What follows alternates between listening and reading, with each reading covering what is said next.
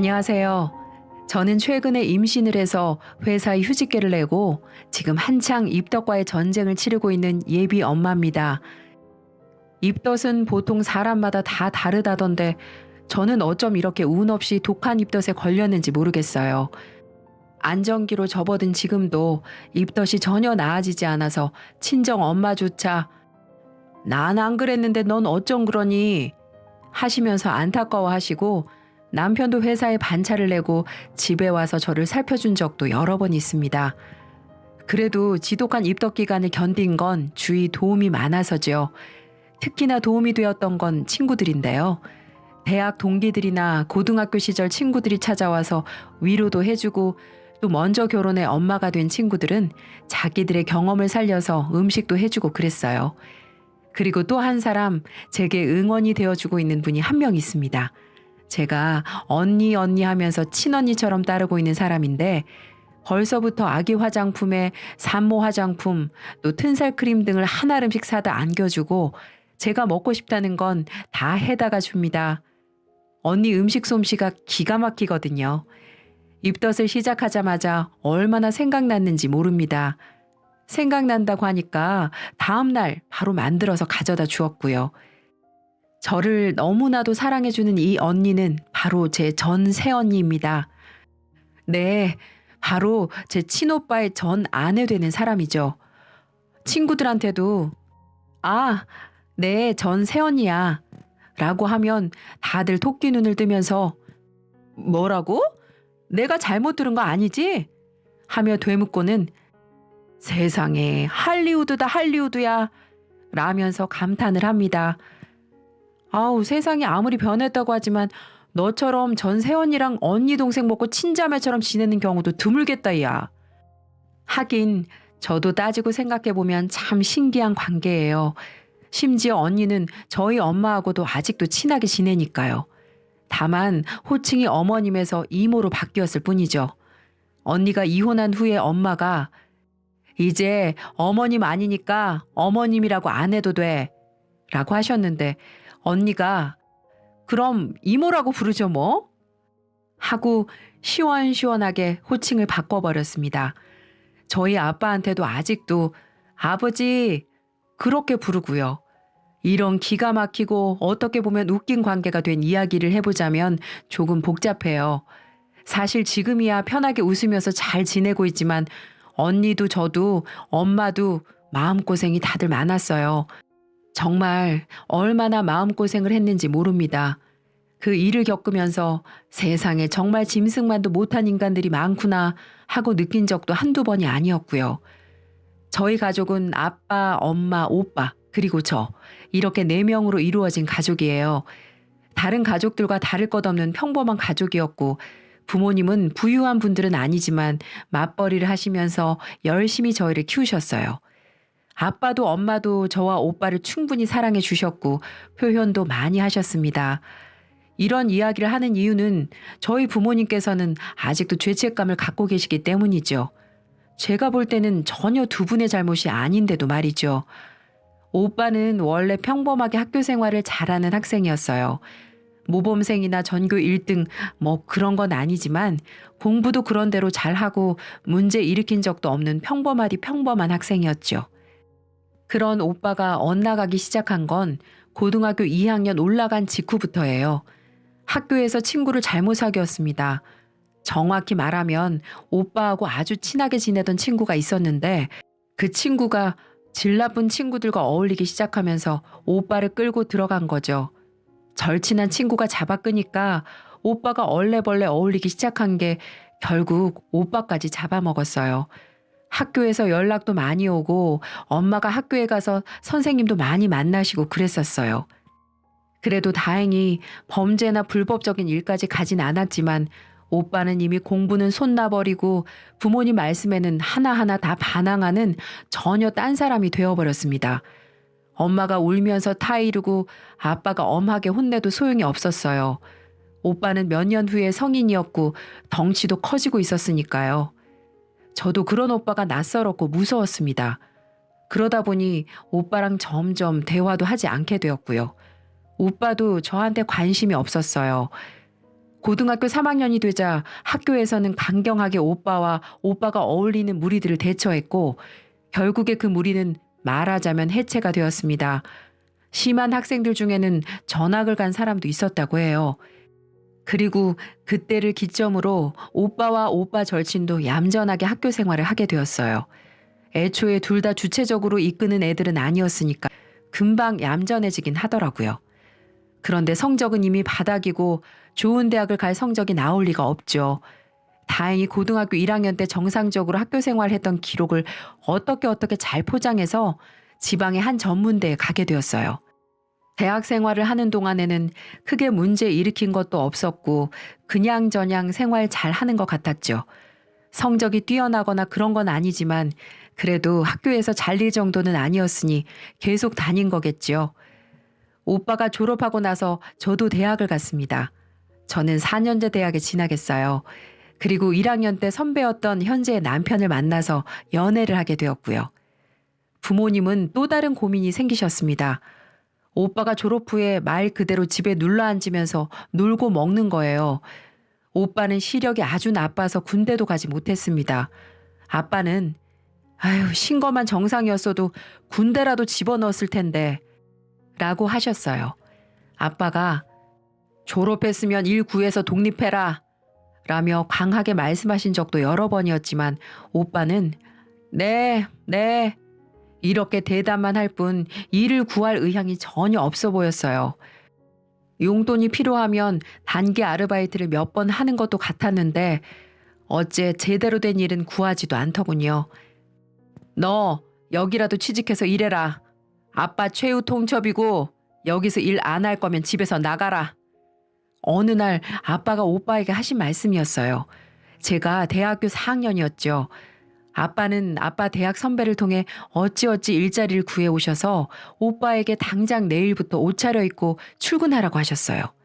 어떻게 보면 아빠의 인맥발로 들어가게 된 회사지만 그렇게 해서라도 아들을 백수로 내버려 두기 싫으셨던 아빠 마음도 충분히 이해가 갔어요. 네가 안 구하니 내가 구해왔다.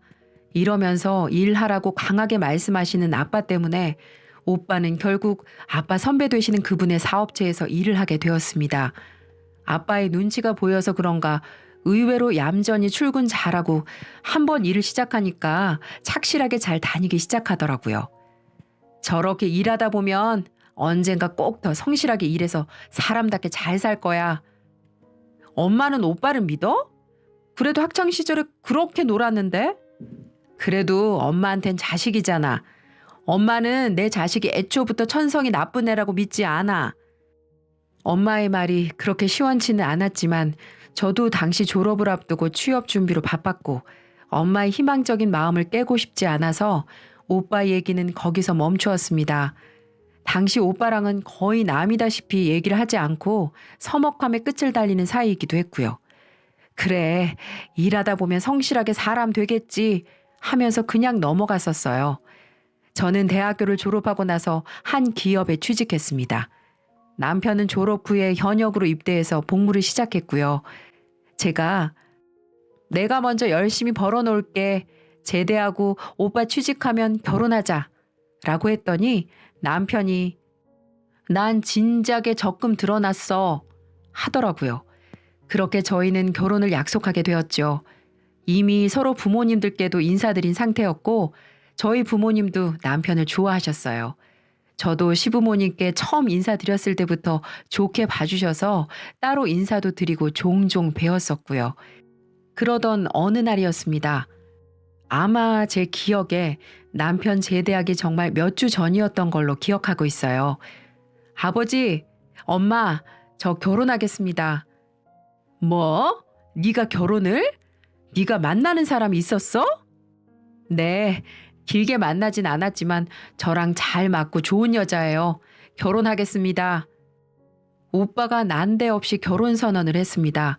진작에 연애 사실을 밝히고 만나던 저와는 다르게 오빠는 자기 연애사나 만나는 사람에 대해서 아무 말도 하지 않고 있었거든요. 그저 얌전히 회사나 다니면서 일하는 줄 알았던 아들이 갑자기 며느리를 데려오겠다고 하니까 부모님은 당황하셨죠. 아니, 나는 물론 결혼이 나쁜 건 아니지만 당연히 희영이가 먼저 갈 줄 알았는데. 요즘 세상에 뭐 그런 걸 따지냐면 그래도 제가 먼저 가는 게 어르신들 보기에도 더 좋겠죠? 동생보다 오빠가 먼저 가는 게 낫잖아요.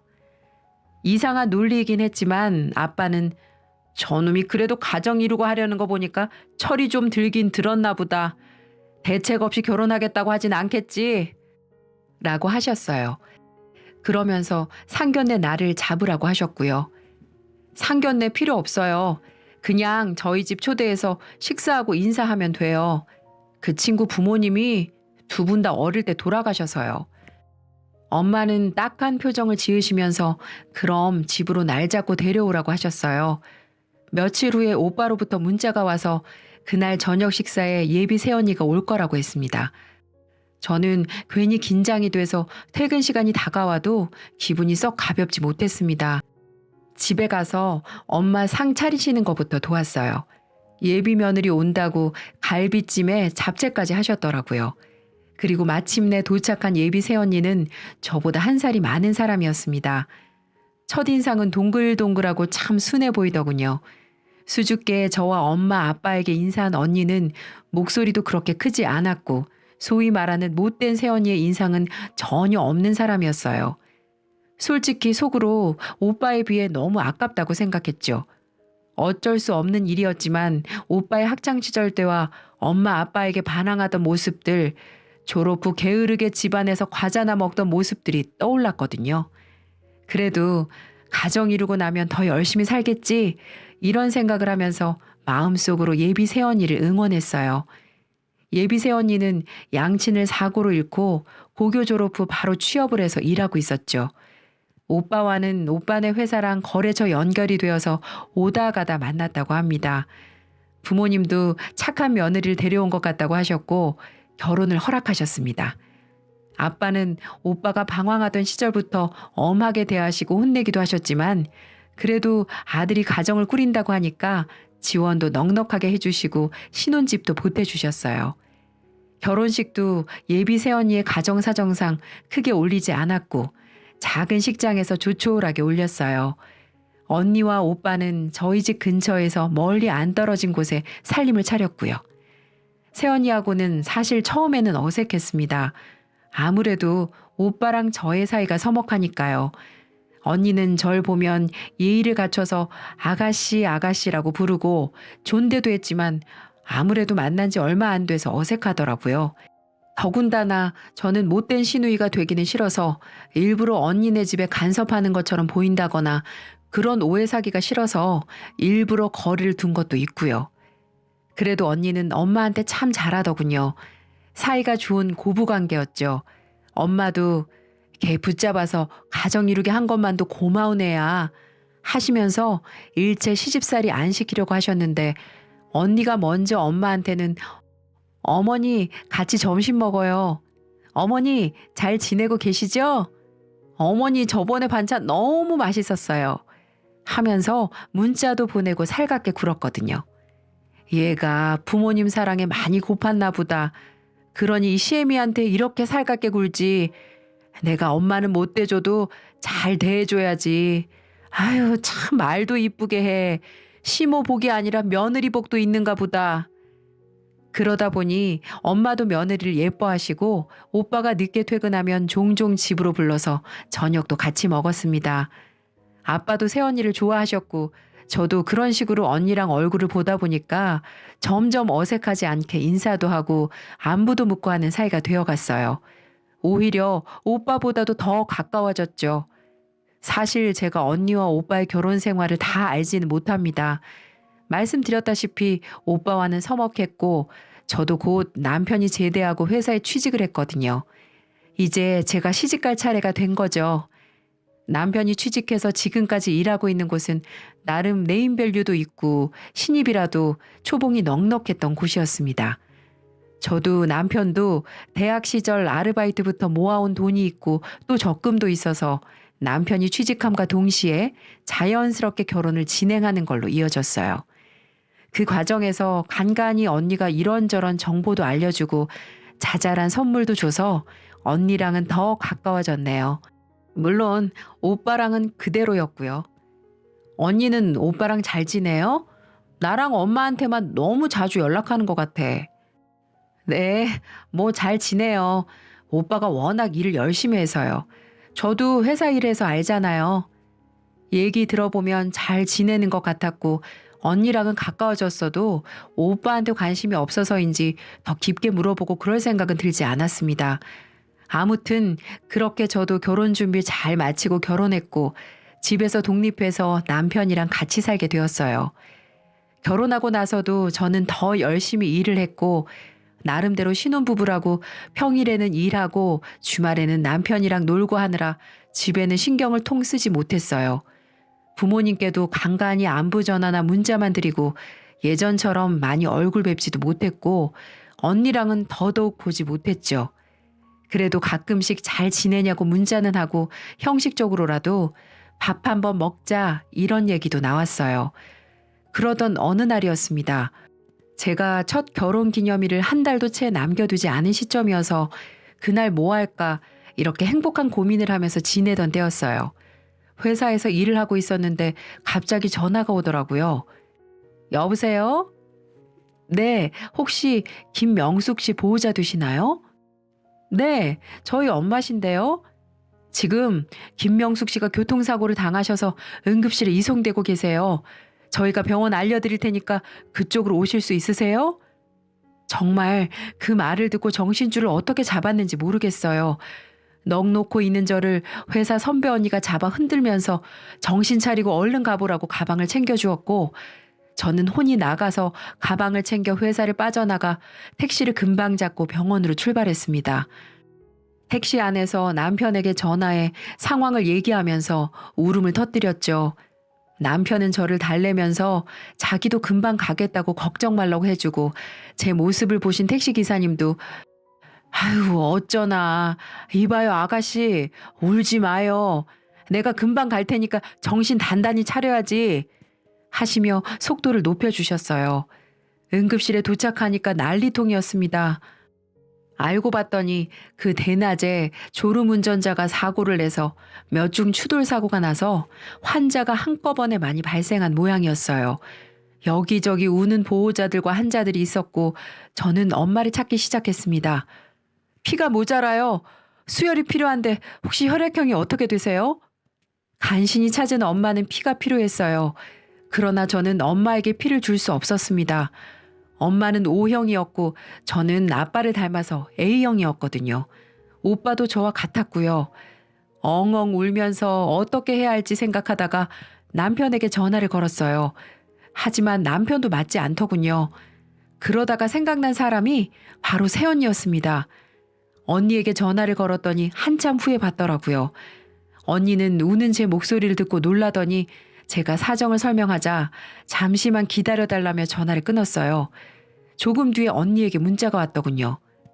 내가 O형이에요. 아가씨, 내가 금방 갈게요. 걱정 말고 울지 말고 기다리고 있어요. 라고 말이죠. 정말 그 기다리는 시간이 천년같이 흘러가고 30분이 거의 다 되어서 언니가 도착했어요. 그런데 저는 깜짝 놀랐습니다. 언니가 경찰관의 손에 한쪽 팔을 잡혀서 들어왔거든요. 언니의 옷차림도 온통 검은 옷에 검은 모자까지 쓰고 있었고요. 평소에 언니의 모습과는 전혀 달랐습니다. 언니, 이게 어떻게 된 거예요? 아가씨, 설명은 나중에요. 어머님 어디 계세요?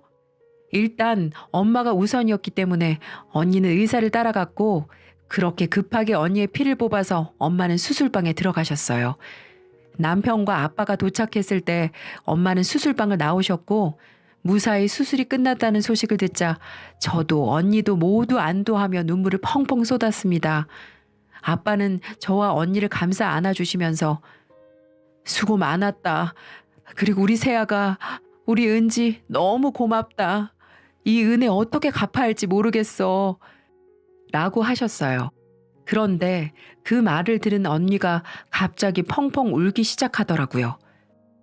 아니에요, 아버님. 제가 더 죄송해요. 그리고 그때 경찰이 다가왔습니다. 언니는 아직 침대 위에 누워 있었고요. 여기서 조사를 진행할 수 있는 건 진행할게요. 무슨 조사요? 우리 며느리가 뭘 잘못했습니까? 네, 지금 명예훼손으로 고소를 당하셔서. 언니가요? 언니가 왜요? 경찰이 난감한 표정을 지으면서 언니를 바라보더군요. 이걸 말해도 되나 싶은 얼굴이었죠. 언니는 눈물을 흘리다가 제가 말할게요, 선생님. 잠시 나가 계셔 주실 수 있으세요? 라고 물었고 경찰은 알겠다고 하면서 잠시 나갔어요.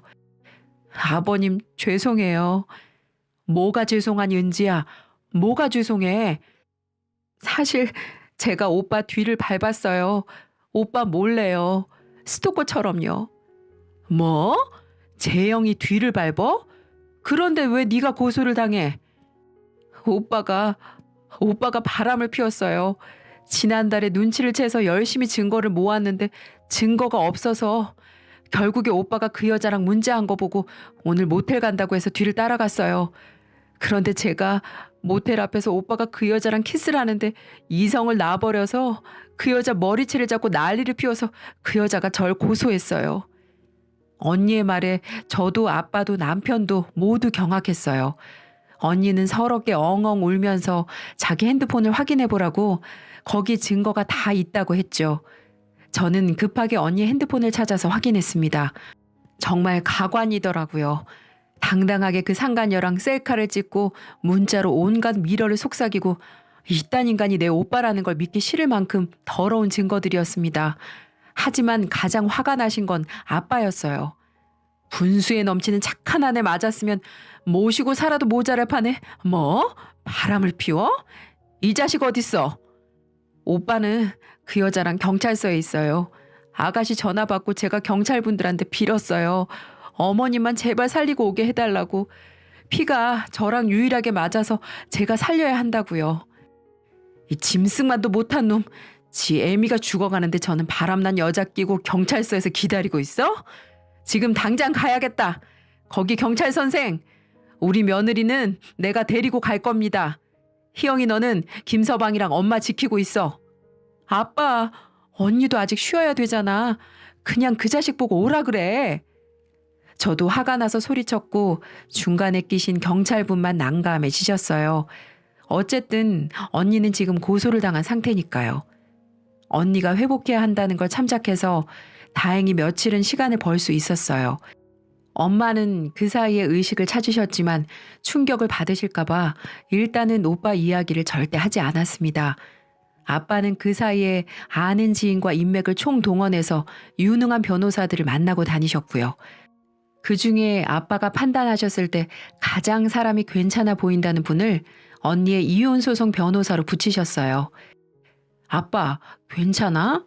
세상에 아들 이혼소송 거는 아빠는 아빠밖에 없을 거야. 그놈은 내 아들 아니야. 내 자식은 희영이 너 하나야.